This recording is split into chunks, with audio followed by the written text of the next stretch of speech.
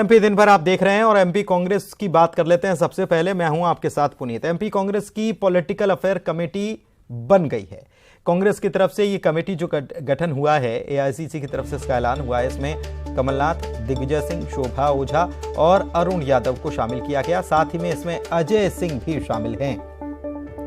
कुल 21 सदस्य इस कमेटी में रहने वाले हैं। चुनाव से जुड़े फैसलों के लिए यह कमेटी बनाई गई है। राजनीतिक मामलों से जुड़े फैसले कमेटी करेंगी। इसमें गोविंद सिंह नेता प्रतिपक्ष जो हैं, कांतिलाल भूरिया केंद्रीय मंत्री भी रह चुके हैं, पूर्व केंद्रीय मंत्री भी हैं और साथ ही साथ वो पीसीसी चीफ भी रह चुके हैं। सुरेश पचौरी बहुत सीनियर नेता हैं, केंद्रीय मंत्री भी रह चुके हैं। विवेक तनखा, राजमणि पटेल, नकुल नाथ, बाला बच्चन, जीतू पटवारी, सुरेंद्र चौधरी, रामनिवास रावत, एनपी प्रजापति, सज्जन सिंह वर्मा, आरिफ अकील, कमलेश्वर पटेल, महेंद्र जोशी, रामेश्वर नीखरा, ये सब शामिल किए गए। कुल 21 सदस्य हैं इसमें।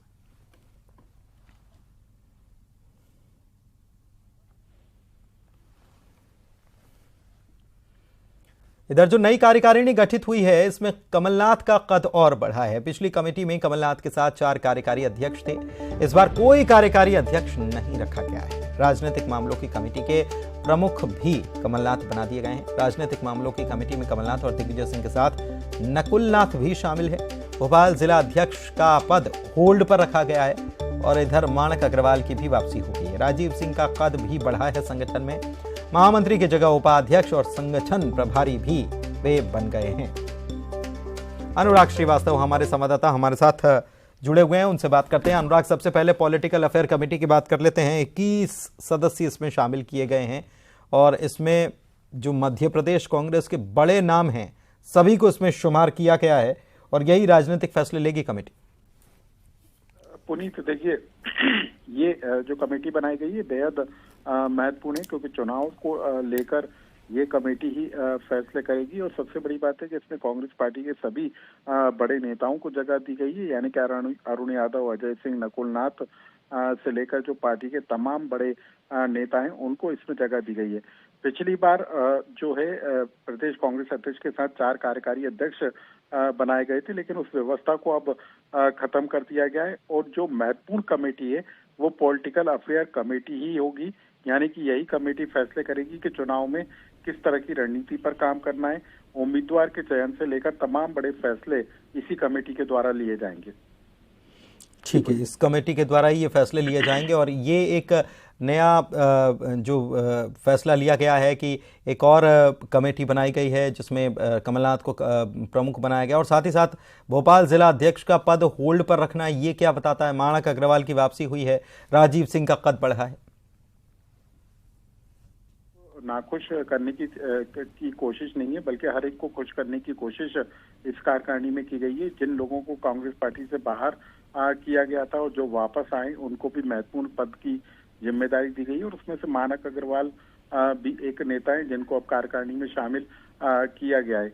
लेकिन भोपाल जिले की बात करें तो यहाँ पर अभी होल्ड किया गया है, यानी कि भोपाल जिला कांग्रेस का अध्यक्ष कौन होगा ये अभी तय नहीं है। कैलाश मिश्रा फिलहाल अध्यक्ष पद पर बने रहेंगे। भोपाल शहर के साथ ग्रामीण में भी कोई बदलाव नहीं किया गया है, तो आने वाले दिनों में हो सकता है कि भोपाल जिला अध्यक्ष के नाम का ऐलान हो। लेकिन 67 में से 65 जो है जिला अध्यक्षों की घोषणा कांग्रेस पार्टी ने की है, तो 2 जिलों से 3 जिलों को छोड़ा गया है। उसके अलावा सभी जिलों में अपने पार्टी के नए अध्यक्षों की नियुक्ति पार्टी ने कर दी है। चलिए, बहुत शुक्रिया आपका इस जानकारी के लिए अनुराग। तो कार्यकारिणी का जंबो ऐलान भी कर दिया गया है। इसमें 50 पार्टी उपाध्यक्ष, 105 महासचिव बनाए गए हैं और सभी जिलों में जिला अध्यक्षों की नियुक्ति हुई है, 1-2 जिलों को छोड़कर, जैसा अनुराग हमारे सहयोगी बता रहे थे। एआईसीसी की तरफ से ये लिस्ट जारी हो गई है।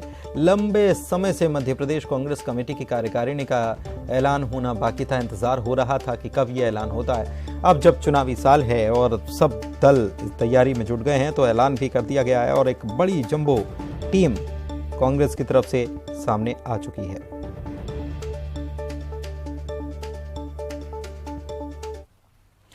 कल 19 नगरीय निकायों के चुनाव के नतीजे आ जाएंगे। सुबह 9 बजे से काउंटिंग शुरू हो जाएगी और मैदान में 1144 जो उम्मीदवार हैं इनकी किस्मत का फैसला भी हो जाएगा। जनवरी में कार्यकाल खत्म होने के बाद 6 नगर पालिका और 13 नगर परिषद के लिए 20 जनवरी को वोटिंग हुई थी। कुल 343 वार्ड थे जिनके नतीजे कल आ जाएंगे। 6 नगर पालिका में पड़वानी, सेंधवा, धार, मनावर, पीथमपुर और राघवगढ़ के साथ ही विजयपुर के लिए मतों की गिनती होगी। और इसके अलावा 13 नगर परिषद भी हैं जिसमें अनूपपुर के जयधरी है, खंडवा की ओंकारेश्वर है, बड़वानी की खेतिया है, पानसिमल है, पलसूद है, राजपुर है, अंजड़ है और धार की धर्मपुरी, धामनोद, कुक्षी के साथ राजगढ़, सरदारपुर और डही है। इन सबके नतीजे कल आ जाएंगे। काउंटिंग सेंटर पर सुरक्षा के पुख्ता इंतजाम किए गए।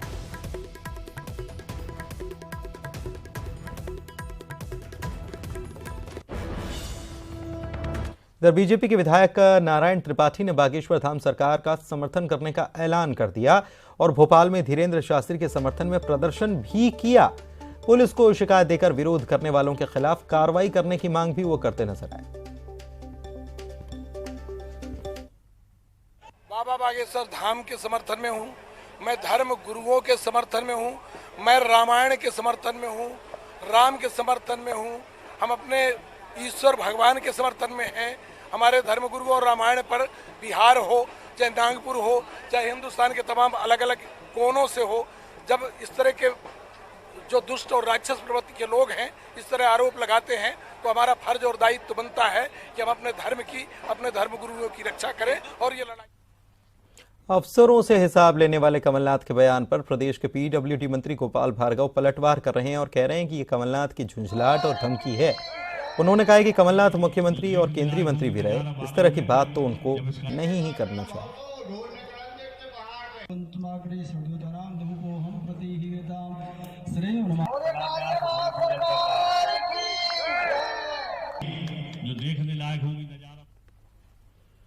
बालाघाट में प्रभारी मंत्री हरदीप सिंह डंग अधिकारियों को टांग देने की चेतावनी देने लगे हैं। हरदीप सिंह डंग ने जिले के दौरे पर पहुंचकर लाल बर्रा की ग्राम जाम में सभा के दौरान अधिकारियों को मंच से फटकार भी लगाई और संबोधन के दौरान मंत्री ने शासकीय योजनाओं और प्रधानमंत्री आवास योजना के बारे में जनपद के अधिकारियों से पूछताछ की, लेकिन अधिकारी सही जवाब नहीं दे पाए। इस पर नाराजगी जाहिर करते हुए मंत्री ने कलेक्टर और जिला पंचायत सीईओ को मंच पर ही खड़ा किया और लापरवाह अधिकारियों को टांग देने की बात कही और मंत्री ने सड़क का भूमि पूजन भी किया।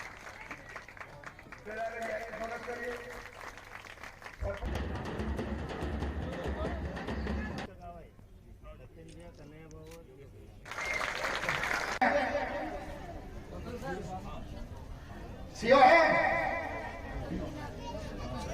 आवाज पुलिस की सूची किसके पास है?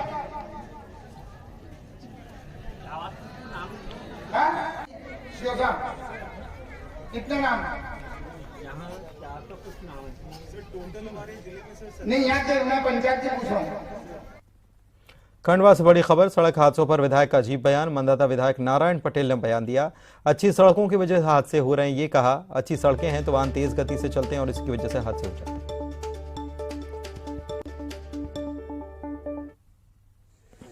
खासकर मेरे क्षेत्र की मैं कहूँ, वहाँ एक्सीडेंट बहुत हो रहे हैं। सड़कें अच्छी है, तेज गति से वाहन चलते हैं और तेज गति का वाहन अनियंत्रित कभी भी हो सकता है। ये स्थिति मैंने अनुभव किया हूँ, इस प्रकार की स्थिति बनती है। गृह मंत्री नरोत्तम मिश्रा ने दतिया पुलिस लाइन में 1 करोड़ से ज्यादा की लागत से तैयार ट्रैफिक पार्क का लोकार्पण किया और इस पार्क में आकर बच्चे आसानी से ट्रैफिक नियम सीख पाएंगे। पुलिस क्वार्टर बनने का काम भी यहाँ चल रहा है। उन्होंने कहा है कि दतिया प्रदेश का ऐसा पहला जिला बन जाएगा जहां हर पुलिसकर्मी के लिए आवास होगा। उन्होंने हथलई ग्राम में आयोजित मेले में भी शिरकत की। अगले 2-3 महीने में 10 खंडा वाली 10 मंजिला इमारत पुलिस की हो जाएगी। मध्य प्रदेश का दतिया एकमात्र ऐसा जिला होगा जहां 100% पुलिस के आरक्षकों को आवास सरकारी है। अभी जब मैं घर पर बैठा था तो मैं कह रहा था कि कभी हमारा अस्पताल दतिया का रेफरल अस्पताल होता था, आज दतिया में मेडिकल कॉलेज है। हमने डॉक्टर बनाने की फैक्ट्री दतिया में लगा दी है। मध्य प्रदेश में एक बार फिर से 24 जनवरी से ब्लैकआउट की स्थिति बन रही है। प्रदेश के बिजली कर्मचारियों ने सरकार को 1 दिन का अल्टीमेटम जारी कर दिया है और कहा है कि अगर उनकी मांग को कल तक नहीं माना गया तो फिर मंगलवार से सभी बिजली कर्मचारी सामूहिक हड़ताल पर चले जाएंगे। अपनी हड़ताल की योजना को अंतिम रूप देने के लिए इंदौर पहुंचे United forum for power employees और इंजीनियर एसोसिएशन के संयोजक वीके परिहार ने बताया कि हम लोग 6 जनवरी से हड़ताल पर जाने वाले थे, लेकिन ऊर्जा मंत्री और ऊर्जा विभाग के प्रमुख सचिव ने इंदौर में होने वाले प्रवासी भारतीय सम्मेलन और ग्लोबल इन्वेस्टर समिट के चलते 15 दिन का समय मांगा था और आश्वासन दिया था कि 15 दिन के बाद आपकी मांगों को मान लिया जाएगा। लेकिन इसकी अवधि 20 जनवरी को खत्म हो चुकी है और कर्मचारियों की मांग पर ध्यान नहीं दिया गया। इसीलिए 23 जनवरी तक का वक्त दिया गया है और सरकार मांगों को लेकर कोई पहल नहीं करती तो 24 जनवरी से सभी 70,000 बिजली कर्मचारी हड़ताल पर होंगे। फोरम ने ये निर्णय लिया है कि हम भी कल का समय देते हैं माननीय ऊर्जा मंत्री जी को और मुख्यमंत्री जी को कि कल यदि हमारी वार्ता मुख्यमंत्री जी से नहीं हुई तो परसों से हम पूरा फोरम भी उनके साथ सम्मिलित होकर और संपूर्ण कार्य बहिष्कार करेगा। जबलपुर के ग्वारी घाट में रांची से आई नर्मदा सेवा समिति ने चुनरी यात्रा निकाली थी। इस दौरान पुलिस ने समिति को चुनरी यात्रा को प्रवेश करने से रोक दिया। विवाद इतना बढ़ा है कि पुलिस ने यात्रा के संयोजक और कांग्रेस नेता रामदास यादव को घसीट दिया और वहां से हटाने की कोशिश की। विवाद बढ़ने के बाद यात्रा में शामिल हुए सभी सदस्य धरने पर बैठ गए, जिसके बाद पुलिस विभाग के वरिष्ठ अधिकारियों ने हस्तक्षेप किया। इसके बाद समिति के सदस्यों ने पुलिस पर बर्बरता के आरोप लगाए और अधिकारियों को ज्ञापन सौंपा और धरने को समाप्त किया गया।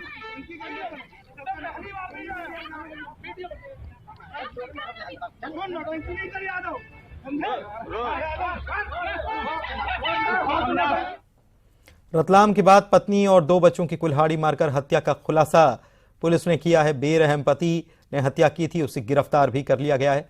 2 लोगों को पुलिस ने पकड़ा है। इस मामले में लोगों ने दरअसल पुलिस को खबर दी थी, जिसके बाद एसपी मौके पर पहुंचे थे और खुदाई करवाकर यहां से शवों को बरामद किया। 1.5 महीने पहले इसने इस वारदात को अंजाम दिया था। तुमने क्या वजह क्या थी? क्यों मारा भैया? क्यों मारा बताओ तुमने?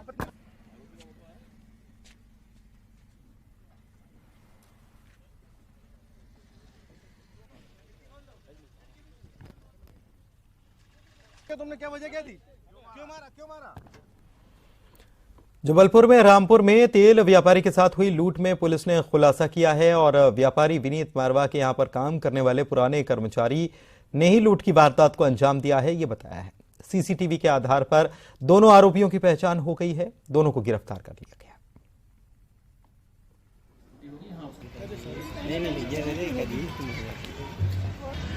एक व्यापारी के साथ एक घटना हुई थी। घटना वो ये थी कि 2 अज्ञात लोगों ने एक स्कूटी से आए थे और उनके मिर्ची का पाउडर छिड़का और उनके पास जो बैग और पैसे थे वो लूट लिए थे। इस पर से थाना गोरखपुर पुलिस ने इस पर अनुसंधान किया और ये दोनों को पकड़ लिया गया है और उनसे पैसे भी बरामद कर लिए गए हैं और जो पैसा उन्होंने यहाँ वहाँ खुर्द-बुर्द किया है उस पर भी आगे इन्वेस्टिगेशन चल रहा है और वो बहुत ही शीघ्र हम उसको भी जब्त कर लेंगे। उज्जैन के फ्रीगंज स्थित शोरूम से बदमाशों ने घड़ी और हेडफोन पार किए। बताया जा रहा है कि 4 बदमाश घड़ी देखने के बहाने पहुंचे। इस दौरान सामान पर हाथ साफ उन्होंने कर दिया। ये घटना सीसीटीवी में कैद हुई। इसमें नजर आ रहा है कि कैसे शख्स सामान उठाकर जेब में रख रहा है। पुलिस ने आरोपियों के खिलाफ मामला दर्ज कर लिया है।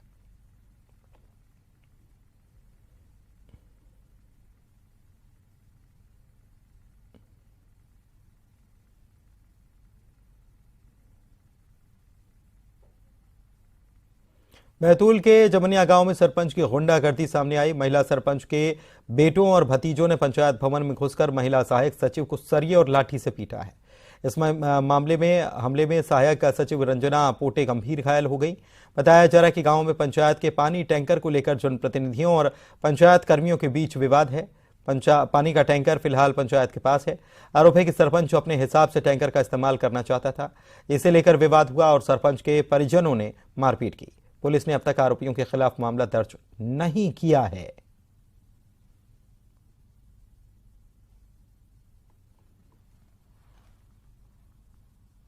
वो अचानक ही सरपंच के लड़के आए और उन्होंने पंचायत भवन के अंदर मुझे मारा। किस बात को लेकर विवाद हुआ? कोई विवाद नहीं हुआ, मेरे से कुछ भी बात नहीं की उन्होंने। कि जो घटना घटित हुई है उस पर कड़ी से कड़ी कार्रवाई होना चाहिए। जब शासन के नियमानुसार जो पदस्थ है महिला सरपंच है उसने कार्यालय में बैठना चाहिए। उसके नाते रिश्तेदार आके और शासकीय कार्य में बाधा डालना और एक कर्मचारी पे जानलेवा हमला करना ये निंदनीय है। हम इसकी निंदा करते हैं और भविष्य में अगर मान लो उन पे कार्रवाई नहीं होती है तो मध्य प्रदेश पंचायत सचिव संगठन, सहायक सचिव संगठन सोमवार से हम 11 बजे इस कार्यालय में अनिश्चितकालीन हड़ताल करेंगे, धरना देंगे जब तक ये आरोप। बैतूल के जमनिया पंचायत के सहायक सचिव रंजना पोटे पर सरपंचों के बेटे और भतीजों के द्वारा पीटे जाने का मामला अब गरमा रहा है। प्रदेश महिला कांग्रेस कमेटी के अध्यक्ष विभा पटेल बैतूल गई और उन्होंने पीड़ित सहायक सचिव से मुलाकात की। पुलिस के वरिष्ठ अधिकारियों से आरोपियों के खिलाफ सख्त एक्शन लेने की मांग की। आरोपियों के खिलाफ कार्रवाई नहीं किए जाने पर पुलिस प्रशासन के खिलाफ आंदोलन की चेतावनी भी दी। यहाँ का कार्यक्रम बनाया और मैं आई हूँ। तुरंत मैंने सुबह यहाँ का कार्यक्रम बनाया और मैं आई हूँ और इस वीडियो देख के जो भी इसमें दोषी है, तुरंत मैंने सुबह यहाँ का कार्यक्रम बनाया। छतरपुर में 9 महीने के मासूम बच्चे ने खेल खेल में सेफ्टी पिन को निगल लिया। पिन बच्चे के पेट में न जाकर गले में ही फंस गई। इसके बाद परिजनों ने बच्चे को गंभीर हालत में जिला अस्पताल में भर्ती कराया। एक्सरे में पिन खुली हुई पाई गई। गनीमत रही कि अस्पताल के अनुभवी सर्जन ने सूझबूझ दिखाई और बिना कोई नुकसान के बच्चे के गले से पिन को निकाल लिया। इसके बाद बच्चे की स्थिति अब बेहतर है। छतरपुर में साड़ी पिन निकल लेने से उसकी जान पर बन आई थी। 9 माह का जो बच्चा था उसके गले में एक आलपिन फंसा हुआ था, जो कि उसकी माता ने बताया कि दूध पीते समय उनके गले की चेन में से उसने गलती से गटक लिया और वो आलपिन खुला हुआ था और बच्चे को काफ़ी तकलीफ हुई थी। बच्चे का जो गला है वो भी काफ़ी दर्द में था उससे, और जब रात में 10 बजे वो आए तब उसको बिना किसी ऑपरेशन की सहायता से निकाल लिया गया। बच्चा अब सुरक्षित है। जबलपुर में पतंग लूटने के चक्कर में 8 साल के बच्चे की जान आफत में फंस गई। इस दौरान बच्चा दलदल में फंस गया। शोर मचाने पर तालाब किनारे रहने वाले लोगों की मदद उसे मिल पाई और एक युवक ने बांस की सीढ़ी दलदल में डालकर बच्चे को बाहर निकाला। घटना गढ़ा थाना इलाके की है। हुआ है देख नहीं रहा है। ये घटना करीब 5-6 मिनट पहले की होगी, तो उन्होंने सोचा कि निकल गया। जब उन्होंने देखा कि वहाँ पेड़ वगैरह हिल रहे हैं तो फिर उनने दौड़ के मुझे बुला के लाया। मैंने देखा जाके, मुझे तो कुछ नहीं देखा। फिर छत में जाके देखा कि मुंडी दिख रही है। तो फिर उस बच्चे को हम लोग ने, जो लेंटर बनाने वाली सीढ़ियाँ होती है ना, उसको डाल के और बल्लियाँ डाल के उस बच्चे की जान बचाई। ग्वालियर में नेशनल बॉक्सर से छेड़छाड़ और फायरिंग मामले में पुलिस ने आरोपी आकाश सक्सेना और राज जादौन का जुलूस निकाला। मौका मुआयना कराने के बहाने दोनों आरोपियों का जुलूस निकाला गया। हालांकि पुलिस का कहना है कि जीप खराब होने की वजह से आरोपियों को पैदल ही ले जाना पड़ा। बताएं कि 20 जनवरी को इन बदमाशों ने 14 साल की नेशनल बॉक्सर के साथ छेड़खानी की थी। आरोपी लड़की से जबरदस्ती दोस्ती करना चाहते थे। दोस्ती का प्रस्ताव ठुकराने के बाद आरोपियों ने छेड़खानी की और धमकाने के इरादे से फायरिंग भी की। ये जो प्रत्येक अपराध घटित हुआ था, एक छात्रा थी जो स्पोर्ट्समैन भी है, तो उसके साथ इनके द्वारा छेड़खानी की व गोली चलाई थी। तो उसमें इनको गिरफ्तार किया गया। तो इसमें घटनास्थल का रिकंस्ट्रक्शन करने और कट्टे के संबंध में पूछताछ के लिए लेकर जा रहे थे। जो थोड़ा सा गाड़ी खराब हो गई तो इनको पैदल लेकर चलना पड़ा। इसमें एक अभियुक्त अरेस्ट होकर पहले ही जेल जा चुका है। शेष 2 आरोपी अभी गिरफ्तार किए गए।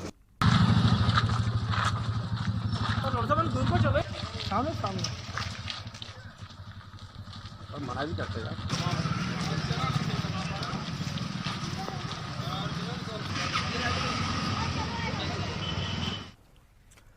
खंडवा के मुगट थाना इलाके स्थित एक दरगाह में 18 साल की युवती से छेड़खानी का मामला सामने आया है। युवती का आरोप है कि दरगाह का मुजाविर बता रहा गनी कुरैशी नाम का शख्स उसका बुर्का उठाते हुए उसके साथ छेड़खानी करने लगा। पुलिस ने आरोपी के खिलाफ मामला दर्ज किया है। बताया जा रहा है कि आरोपी युवती को डराने के लिए उसके घर पर तावीज लेकर गया और उसे पहनने की जिद करने लगा। इस घटना से लोगों में गुस्सा है। पुलिस आरोपी युवक की तलाश में जुटी हुई है। सावली क्षेत्र स्थित एक दरगाह पर एक युवती अपनी नानी के साथ गई थी। वहां पर मुजावर बनकर आरोपी गनी कुरैशी के द्वारा उसके साथ छेड़खानी की घटना घटित की है। प्रथम सूचना रिपोर्ट दर्ज कर लिए थाने पे और जल्दी उस पर वैधानिक कार्रवाई की जाएगी।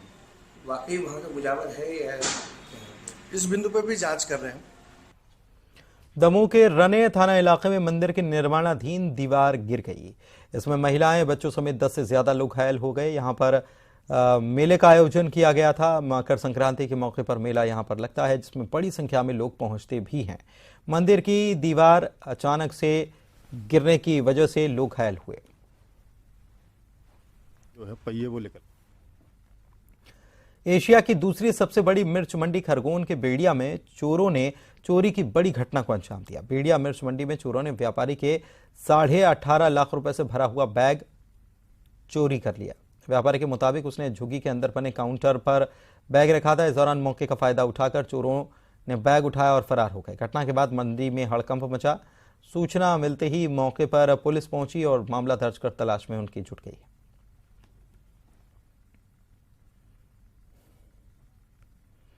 विजयवाड़ा से इटारसी 1000 किलोमीटर के लिए चौथी रेलवे लाइन के लिए सर्वे का काम हो रहा है। इस रेलवे लाइन के सर्वे के काम के लिए आज हैदराबाद से 20 सदस्यीय टीम बैतूल पहुंची। 1000 किलोमीटर में बन रही इस फ्रेड कॉरिडोर में बैतूल के 33 गांव आएंगे, जिससे कि बैतूल को काफी फायदा होने वाला है। सर्वे के लिए आए इंजीनियर्स की टीम के सदस्यों के मुताबिक सर्वे पूरा हो जाने के बाद रेलवे भूमि अधिग्रहण शुरू करेगा, जिसके बाद फ्रेट कॉरिडोर निर्माण शुरू होगा। बताएं कि यह कॉरिडोर माल गाड़ियों के लिए बनाया जाएगा। डेडिकेटेड फ्रेट कॉरिडोर बन रहा है विजयवाड़ा से इटारसी के लिए। उसके लिए जो है हम लोग हेलीकॉप्टर में अपना इक्विपमेंट है, लेडार इक्विपमेंट, वो उसको फिक्स करते हैं और उससे हम लोग हवाई सर्वे करते हैं। तो जो रेलवे की चौथी लाइन बननी है, जिसमें सिर्फ और सिर्फ मालवाहक गाड़ियों के लिए जो है रास्ता बनेगा, उसका ही सर्वे करते हुए हमारी एक जो है चॉपर आई थी विजयवाड़ा से, जो कि विजयवाड़ा से पहले वो कल तक नागपुर तक किया था उन्होंने। आज वो नागपुर से आगे आए, बैतूल से करते हुए इटारसी तक गए और अभी जो बचा हुआ है वो इटारसी से के बीच का जो बचा हुआ है करते हुए वापस नागपुर जाके लैंड कर जाएंगे। इंदौर में इंडिया न्यूजीलैंड के मैच को लेकर पुलिस ने सुरक्षा व्यवस्था पुख्ता कर ली है। आला अधिकारियों ने स्टेडियम का दौरा किया है, जरूरी दिशा निर्देश दिए गए हैं। इसके साथ ही बैरिकेडिंग, पार्किंग जैसी व्यवस्थाएं भी हो रही हैं। पुलिस ने दर्शकों से भी सहयोग की अपील की है।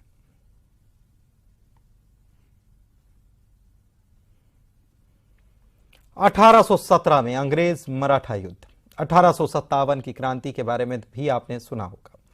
युद्ध होने की वजह भी आपको शायद पता हो, लेकिन क्या आपने कभी उस युद्ध में होने वाले, इस्तेमाल होने वाले अस्त्र शस्त्र को देखा है? अगर नहीं देखा तो कोई बात नहीं, आज हम आपको इतिहास के पन्ने से आगे लेकर चलेंगे और रिपोर्ट में आपको अंग्रेज मुगल के जमाने में लड़े गए युद्ध के अस्त्र शस्त्र से परिचित कराएंगे। देखिए रिपोर्ट, मुझे दीजिए इजाजत, नमस्कार।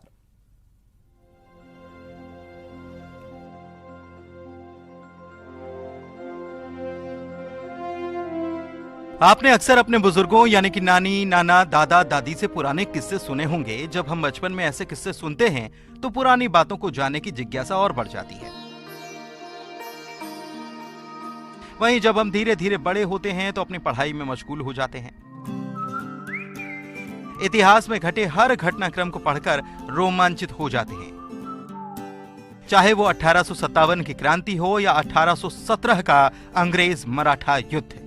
लेकिन इन युद्ध के बारे में हम सिर्फ इतिहास को पन्ने में ही पढ़ते हैं। चलिए आज हम आपको इतिहास के पन्ने से आगे लेकर चलेंगे और इतिहास में लड़े गए युद्धों में इस्तेमाल हुए अस्त्र शस्त्र से आपको परिचित कराएंगे। तस्वीरों में दिख रहे ये अस्त्र शस्त्र कोई आज के जमाने के नहीं, बल्कि मुगल और अंग्रेजों के जमाने के हैं, जिसे युद्ध के समय इस्तेमाल किया जाता था। सोचिए, तब के समय जब तकनीक इतनी विकसित नहीं हुई थी और संसाधन की कमी थी, तब ऐसे हथियार बना दिए गए जिसका आज भी मुकाबला नहीं है। प्रदर्शनी के अंदर खास करके 1817 में अंग्रेज मराठा युद्ध हुआ था और 1857 में जो क्रांति हुई थी उस समय जो उपयोग किए गए थे वो तलवारें और वो शस्त्र प्रदर्शित थे। साथ ही 6000 साल पुराने, 5500 साल पुराने जब मनुष्य ने सबसे पहले शस्त्र बनाया धातु का, तो हमें सिर्फ ताम्र धातु का ही ज्ञान था। तो ताम्र धातु की कुल्हाड़ियां यहाँ पर प्रदर्शित की गई है, जो मनुष्य का पहला शस्त्र था। उसके साथ अंग्रेजों के युद्ध के समय क्रांतिकारियों ने जो दूरबीन उपयोग किए गए थे वो यहाँ है। दरअसल मंदसौर में 2 दिनी कालिदास प्रसंग का आयोजन किया गया, जिसमें उज्जैन के महिदपुर के रहने वाले आरसी ठाकुर के द्वारा लगाई गई प्राचीन और दुर्लभ शस्त्रों की प्रदर्शनी आकर्षण का केंद्र रही। इस प्रदर्शनी में अंग्रेज मुगल के समय के शस्त्र से लेकर 6000 साल पुराने शस्त्रों की प्रदर्शनी लगाई गई। ये भाला, ये कुल्हाड़ी, ये खंजर, धनुष, बाण, ढाल देखकर किताबों में पढ़ी गई युद्धों की बात आज ताजा हो जाती है। शस्त्रों की तस्वीर हमें उस दौर में लेकर चली जाती है जिस दौर में इन शस्त्रों से युद्ध लड़े गए। ये तस्वीरें हमें वैसे ही रोमांचित कर रही हैं जैसे बचपन में दादी और नानी की सुनाई गई कहानियां हमें रोमांचित करती थीं।